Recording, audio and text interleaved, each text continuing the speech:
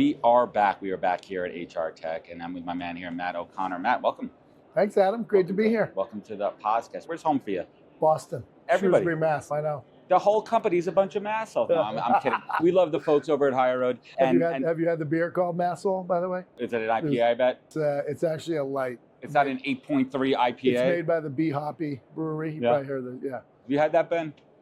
It's called Massall, yeah. Massall Lager. I'm going to check with my Boston friends. Well, Matt, welcome to the show. You're the CRO over at HireRoad. And for anybody out there, what is a job? You've had multiple CRO roles. You're PandoLogic beforehand. What does the role entail?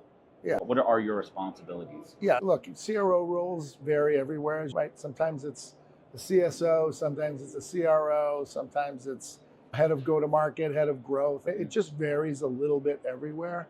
But I'm really head of go-to-market and head of sales, head of revenue. I work closely with marketing, obviously our existing clients, new prospects, to drive the growth of the company and set the course from a go-to-market perspective and partner with our CEO and the executive team in doing that. Heavy as a crown, right? Because at the end of the day, it's revenue. Yep. Right? You're a sales organization, you're selling a product. How do you walk the floor of this convention hall and look at the other products? What lens do you have on that may be different from somebody who works in marketing? Yeah, that's great. Marketing's not a great example. Maybe someone who works in product. That's not a good example either. It's all tied together. Yeah, look, when I walk the floor, my main goal is to look at the ecosystem we're selling in. Who are all the players and all of the different hubs and spokes? You have it right here, right? You've got payroll, onboarding, HRAS, training, performance, surveys, ATS. These are all the different systems that we integrate with on our product. So I'm looking at that lens. What are they doing for analytics? What's their motion? What's their partnership plan? How are these guys selling to the market? What's their value prop? And how do we either compete or collaborate? Do you ever go up to these booths and maybe they don't recognize you? They're not looking at you. Turn your badge inside out. All the time. Ask you, yeah. I've been in HR tech for 20 years or so. So it's not that easy to do that, but yeah. And I'm usually up front. Hey, listen, we're growing the category together. Tell me what you guys are doing differently than what we do. I'm a big believer in collab over compete. Yes, there's competition. Yes, you're going after a lot of the same customers. Yeah. And it comes down to differentiation. So when you and the team go to market, what is your core differentiator? Let me take a step back. What's your philosophy on sales approach? Yeah. Lead into that. First, it's all about the needs of the customer, right? So the number one thing is get to know the client more than they know themselves. Understand their business problems. What are they solving for? What are they interested in? How are they interested in impacting their business? My early background was actuarial and underwriting, okay? Where you're taught to basically break down a company to the intimate details, right? Everything about that company. So you can't start trying to propose a solution or fix a problem if you don't know. So you can't just show up and throw up and do the product pitch and so forth. So discovery is essential, right? And there's all different sales methodologies. Right. I've implemented every single one at different places. Yeah, I've tried them all. In HR tech, it's usually a combination of several of them, right? Usually a combination of little challenger, little solution selling. It's all bespoke. Absolutely. Everyone's different. Absolutely. But let's talk about, for folks out there, the build versus buy dilemma when you come into an organization. Yep. Let's break that down. Yeah, look, there's a lot of options. What's your time, right? How quickly do you need the insights, right? So if you're buying a people analytics product, how burning is your problem? Can you wait? Do you have a BI tool? Is your data clean? Do you have resources? Do you have investment? Do you have buy-in from people? But really, what's the speed to value that you need to solve that problem? And look, most people are doing a little bit of a combination of both. They're buying a tool like a people insight tool, and then they're potentially augmenting it. How hard is it to talk someone out of a sale? Like, you don't need this. Talk them out of a sale? You don't need it. You have it already on board. You have these tools in an organization. Maybe you're just missing this little piece or this little piece there, but they want everything because they don't know they already have it. Yeah, all of these tools have an analytics layer for the most part, but what they don't do is work with each other. So there's no overarching analytics tool talking to each other. Look, if we want a customer that's going to be a happy client and they're going to stay with us for a long time.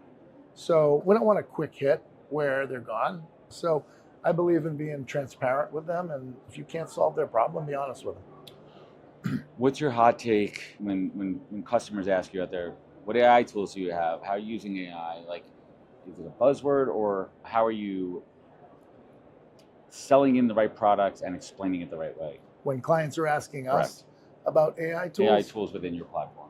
yeah, look, they're trying to use AI to glean insights that are more accurate, potentially faster, doing it effortless, where AI can actually add value to it, maybe reduce the amount of time it might take them to analyze things and analyze data, give them true predictions on what's either going to happen or what is happening.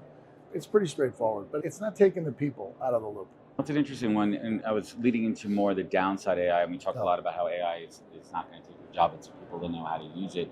But where are you seeing maybe unnecessary use of it, or maybe too early, and they hear a mandate from their CEO to the head of people, we need to use more AI in our people analytics to inform. You do not need that. Yeah. Plus, every product has some base layer AI MLM's doing from something. 50s, yeah. Right? Yeah. Come on. It's been like that.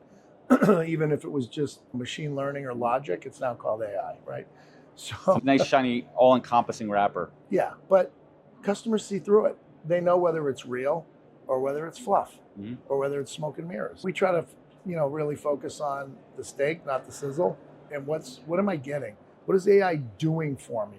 What is it bringing to my business? What is it helping me solve? What is it doing that I can't do without extra resources, extra people, and so forth?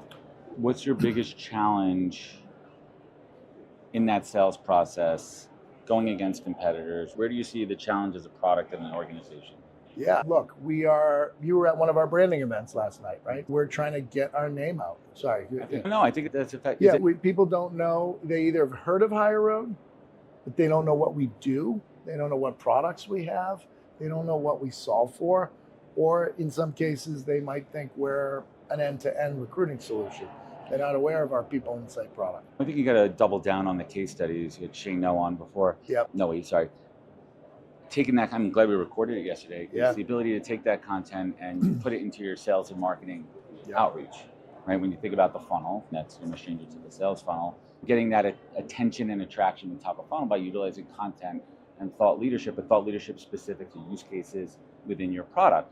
And I think that is something companies need to do more of. Absolutely. And embrace content. Yeah. So I really hope that, I think yesterday's event, not just Shane talking, but even giving out the koozies. Yeah. People are going to look at that, and even if one person's like, "Who the F is this HireRoad?" Like, Oh yeah. oh, hey, it's pretty interesting what they're doing over there. I want to switch gears, and you've been in a leadership role for a number of years. Yeah. Salespeople are a different breed. Yep. And obviously there's overlap, and I would tend to think you have a no assholes policy also there. Absolutely. But how do you get to evaluating that policy? What's your interview process? What are some of those questions that you ask when you're hiring?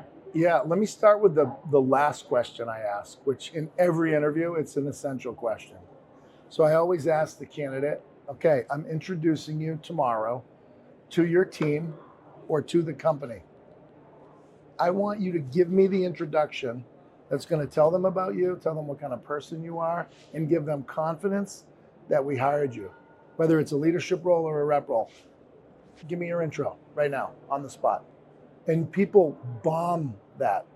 And some of the intros are so awful. You're like, really? That's it? That's you? What you want to tell me about That's you? That's who I'm hiring? No.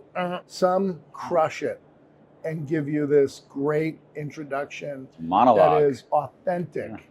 It's truthful and it's impactful. So everybody says to me when I ask them that question, I've never been asked that before. That's great. Give me your intro. Let's give a shout out. What's the best one you've heard recently? Which employee?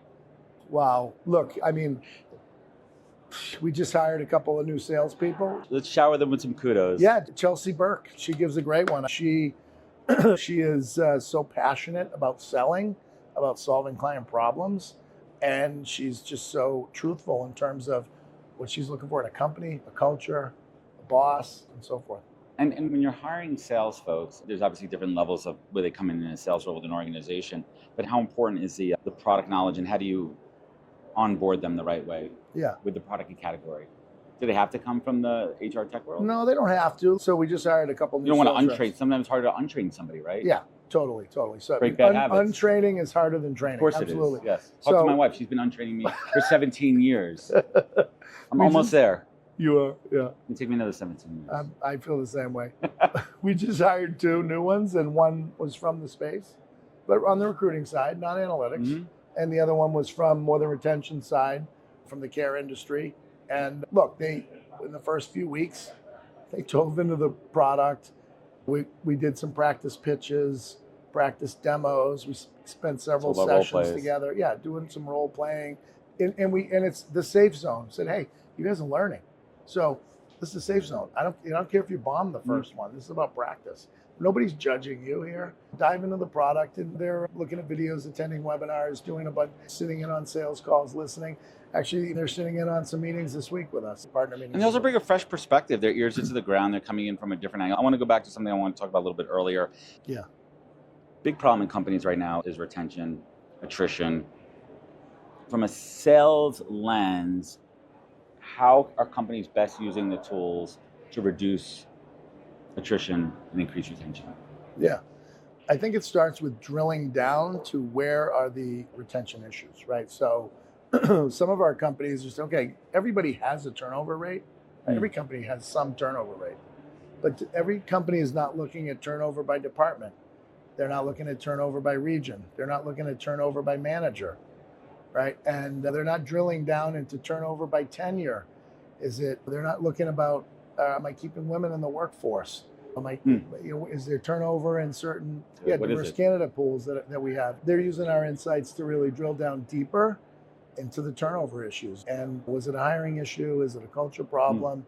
Is it a manager problem? Because, hey, let's be honest. People don't leave companies more so in jobs as they leave their managers. Let's be really honest here. Most of the time, it's your direct contact every day who you don't get along with, dislike, don't see eye to eye, not a good manager, not enabling you, not empowering you, not giving you the tools that you need to succeed. And one more thing on please, that one. Yeah, please. Look, one of the things I'm most proud of in a leadership role for 20 or so years is my retention rates have always been extremely high because I believe in treating people fairly, being transparent and truthful. And even I tell them, ask me any question and you will get a true answer. You won't get fluff. I won't lie to you. I won't spin you. And I don't forget where I came from. I used to be in their shoes. So I try to treat people fairly. And even sometimes when it's results or you're holding people to quota, sometimes they might think you're not being as fair as you are, but you are. I've had great retention rates. And typically when I've left a place, people leave in droves, unfortunately. Well, how do you balance that in a sales role where rubber hits the road? Maybe someone's not a great performer, but they're adding so much other value in the organization, specifically in the sales role. How do you balance that as a decision maker, people leader? Yeah, I always look at the why, right? So I believe when companies hire people, they interview them, the resume, check references. 5 to 10 people are interviewing. They have a track record. There's a reason they were hired. So why aren't they being successful? Is it enablement, right? The most important thing in a sales organization, right, is you need a good product, right? But you need talent, you need market opportunity, and then you need enablement. If you have those two and you don't have enablement, even your really good sellers aren't going to be successful. So why are they failing? And help remove the roadblocks. If you do all that and teach them how to fish and give them feedback and then they still fail, it's on them. But if you're not enabling them, it's on you. It's on the company. It's on you as a leader. I got to say, I really do love this conversation because I don't think I've had a really good talk like this with a sales-focused people leader in a while. And I really appreciate your approach and your honesty. And I think you see the results, success of HireRoad, the team. When I was chatting with John right before, I'm starting to, and knowing Kristen and meeting some, and I'm not just saying this because you guys are our partner and sponsor, but I'm seeing from an outside perspective, and I'm a in the trenches recruiter who sees beyond the blinders, who sees in the organization. And I'm seeing what John is building here with culture of the right people who everyone's got this vibe of good-hearted and doing things the right way. Listen, at the end of the day, we're just getting started. We're just getting started. Sorry, so what are you most excited for with this company and product? Yeah, we have an incredible people insight product. Our promise is up and running in 5 days. That's not fluff. That's not a marketing. I've already seen it demonstrated time and time again, right? We actually, when we have your data, we deliver your product in 5 days. It's a testament to the team and the product. And then we have the support. It does everything it says and more. Speed to value. What keeps me up at night, though, is that there's anybody, Adam, anybody in the market. You're a sports fan? Yeah. Old Michael Jordan shirt from Nike. Somewhere someone's practicing, and when you meet them in head-to-head competition, they'll beat you. Yeah. What keeps me up at night is anybody in the space considering a people analytics solution and doesn't know who we are. That is what keeps me up. We need to be top of mind when people are thinking about solving their people analytics problem. Hopefully this conversation, all that conversations we're having on the podcast with HireRoad, we're going to spread the word out there and get the word out about the team, the product. It's incredible, folks. You have had a track record of success, named one of TA Tech's most influential thought leaders of 2023, which it's nice, right? It helps, but it helps them in a way. If you think about it, not just you, but the company, if they could shine a light on the organization that you're working on. Everyone kind of defines success a little bit differently, and it's part personal, part professional. But Matt O'Connor, how do you define success? Personally and professionally? Please. Yeah. First of all, never compromise who you are. I don't believe in getting ahead and stepping over people to do it. I believe in, and that's cost me in my career.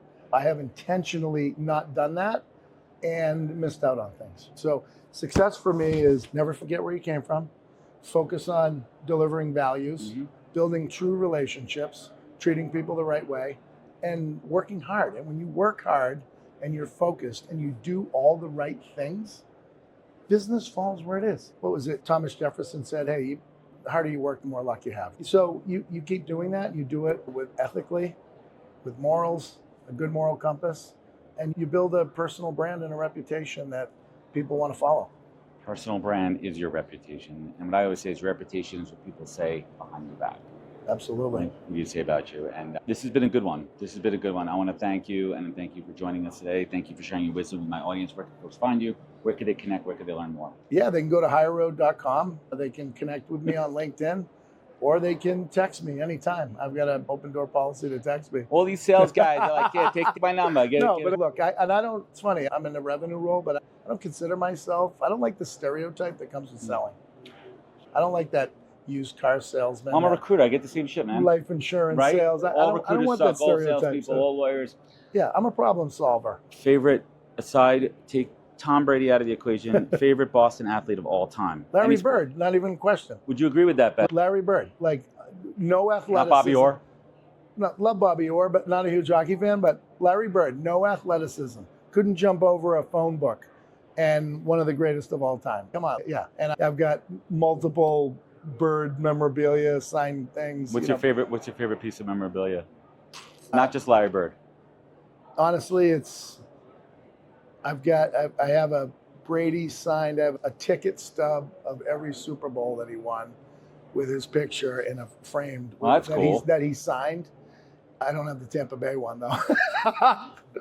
Just the Patriots ones. But look, one of the artists that does all the paintings for the Basketball Hall of Fame, for every inductee, he did a piece on Bird, and he only did 33. That was his number. He only did 33 of them, and I have one of those. It's in my basement. It's a special piece. Those are important. And I have my Shea Stadium seats. I'm a diehard, and my first in your house, yeah, in my office. In your office, yeah. Wow. And I think about that '86 World Series. Oh yeah. And people don't know about Bill Buckner. That again, it goes back to recognition. A Hall of Fame baseball player. Yeah. And he's known for that one moment there. Matt, I want to thank you so much for joining us. Yeah, this has been a good chat. It was great. Thank you for joining us. It was really great joining, and hope to do it again. Awesome.